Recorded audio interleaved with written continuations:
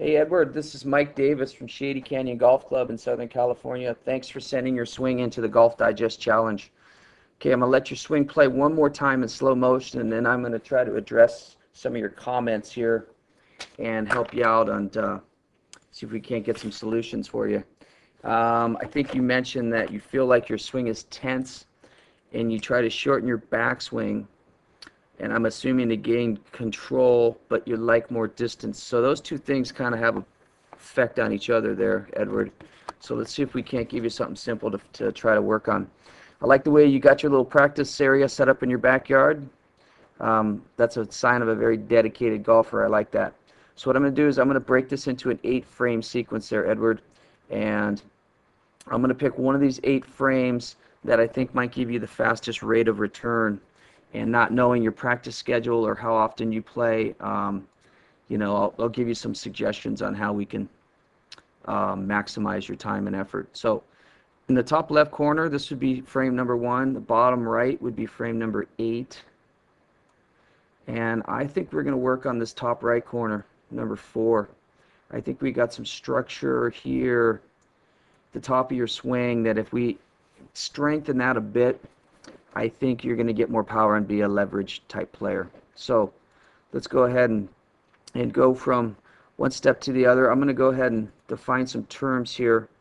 So I'm going to place some graphics here on your left side. Okay, you got good structure there in your left side, and I just want you to see what happens as you get into the top of your swing. Okay, it now has gone into more of a curve this way. So we've really moved off the ball. We've got some issues up here with our left arm. So let's go ahead and let's try to identify some fixes for that. So as you go back, Edward, here's what I'd like you to do. I want you to try to keep, I'm going to highlight this left heel of yours. Keep that thing grounded. If you keep that thing planted on the ground, it serves as an anchor, and it doesn't allow this left knee of yours to invade the space towards your right knee.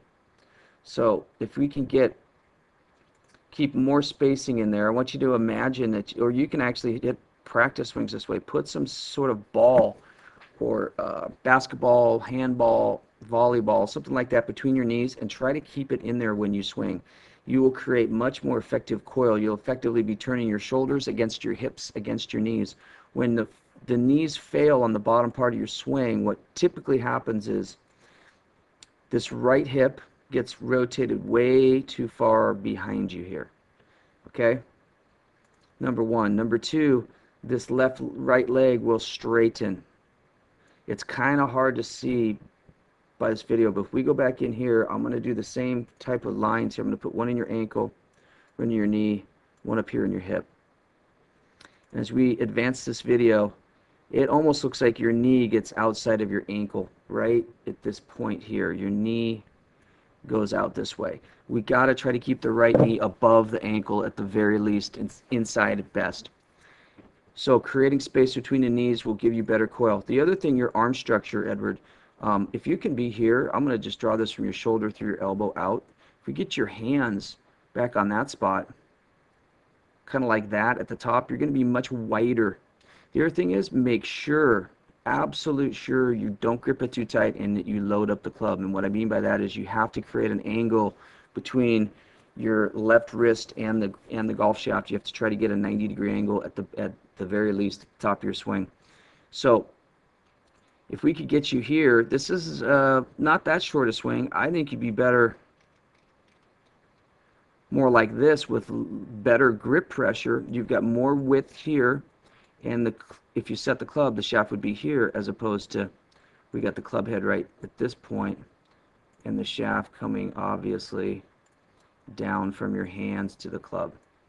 So those are the couple things I would work on there. I'm going to put a side-by-side analysis up here for you to see. And since it looks like you're hitting a driver there, some kind of long club, I'm going to put Aaron Baddeley next door, because this is a very, very simple, very precise, this is a little bit before he went to the stack and tilt, but Very, very good, efficient golf swing this young man has. So he takes it back, and I want you to look at his legs and the arm structure at the top of the swing. If I go back one frame, this on the right, if we could get you to look more like this, we need more space in here. We got this turn against that right hip. Excellent structure there. We're missing it with the knee. And then the arm structure. Like I said, if we put this here, we want you to be like that. Try not to collapse at the bottom. Or at the top, I should say. Sorry, Edward. We play this back down. Let's look at impact. Pretty good at impact. Not too bad. Doesn't look like you're falling back too much off the ball. Great finish. So with all that said, I think you got some simple things to work on there, Edward. Let's work on good at address.